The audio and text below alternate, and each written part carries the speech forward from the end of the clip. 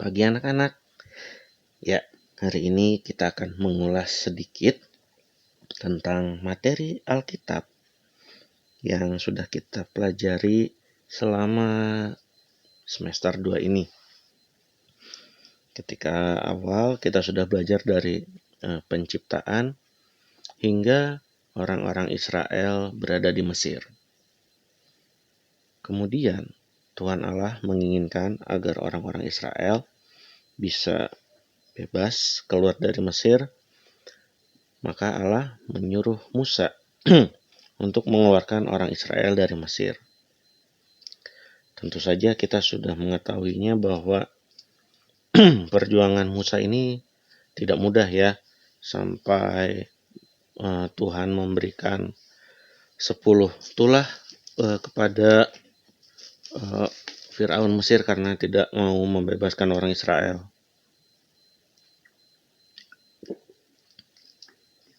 Pada akhirnya Musa bisa mengeluarkan orang Israel ketika Tuhan sudah mengirimkan tulah terakhirnya, yaitu kematian sulung anak-anak Mesir.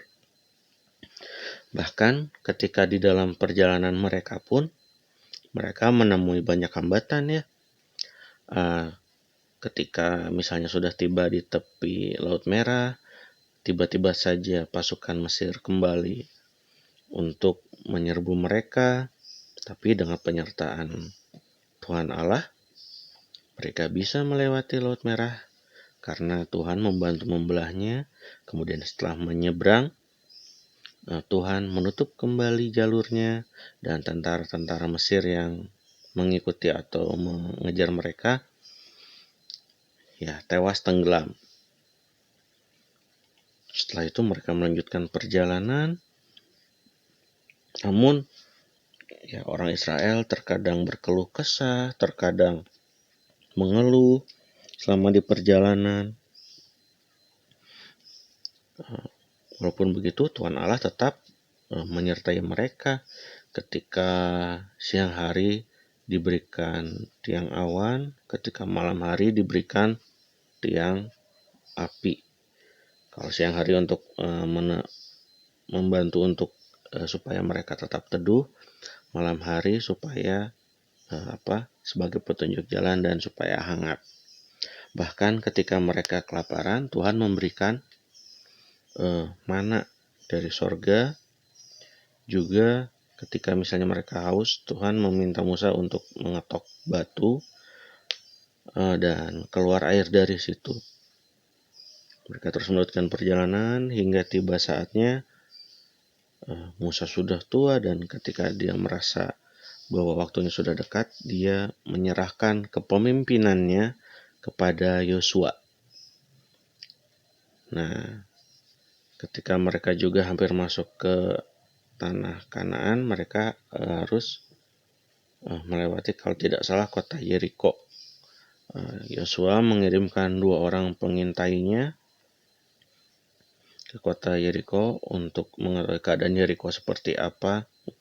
Nah, di kota Yeriko ini 2 pengintai Israelnya dibantu oleh salah seorang perempuan di sana, namanya Rahab.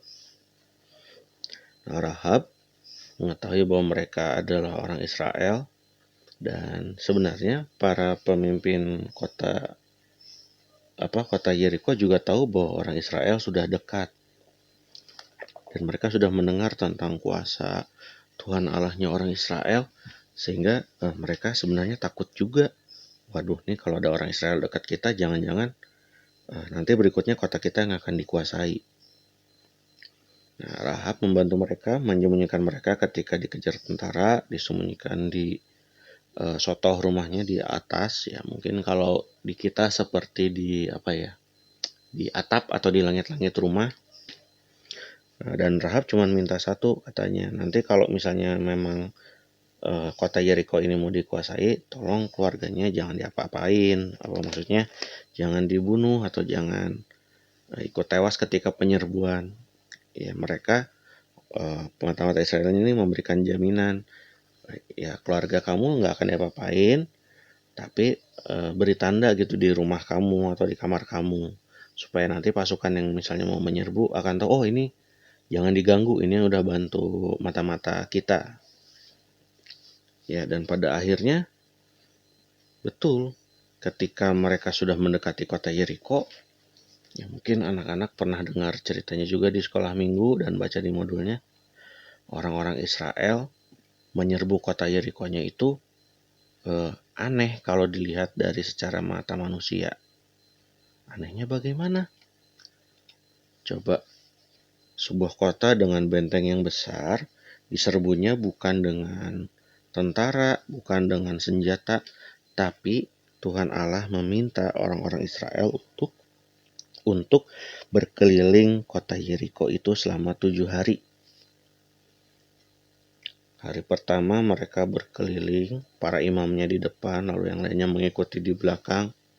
Berkeliling 1 kali, tidak boleh berbicara 1 patah kata pun. Mau mereka capek, mau mereka lelah, mereka harus berkeliling. Tapi nggak boleh berkeluh kesah, tidak boleh berbicara. Lalu mereka lakukan hal itu selama 6 hari berturut-turut. Setiap hari hanya 1 keliling, lalu kembali ke perkemahan. Baru yang hari ke-7, mereka berkeliling 7 kali. Setelah itu, mereka bersorak-sorai memuji Tuhan Allah, dan kemudian tembok Yeriko-nya runtuh. Ya mungkin kalau dilihat dari secara manusia, ini tidak mungkin ya, aneh ya. Tapi ya itulah penyertaan Tuhan Allah. Dan ini juga Tuhan Allah ingin menunjukkan bahwa kepada orang Israel juga, bahwa mereka itu ketika memenangkan pertempuran, bukan karena kekuatan mereka, tetapi juga karena penyertaan Tuhan Allah. Tanpa adanya Tuhan Allah di pihak mereka, orang Israel itu bukan apa-apa. Sama juga seperti kita, ketika kita tidak disertai oleh Tuhan Allah, kita tuh bukan siapa-siapa gitu.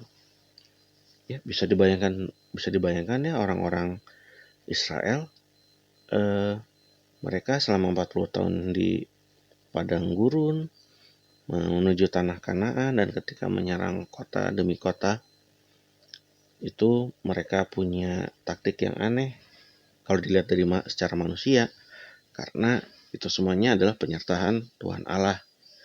Bahkan di beberapa pertempuran, kadang orang Israel hanya bertempur dengan jumlah pasukan yang lebih sedikit dibandingkan musuhnya.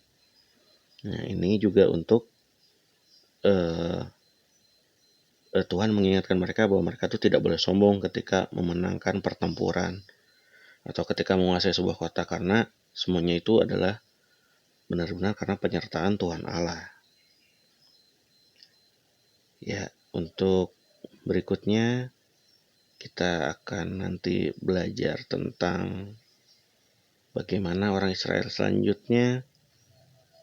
Untuk hari ini Pak Fajar cukupkan sekian. Terima kasih untuk perhatiannya. Tuhan memberkati.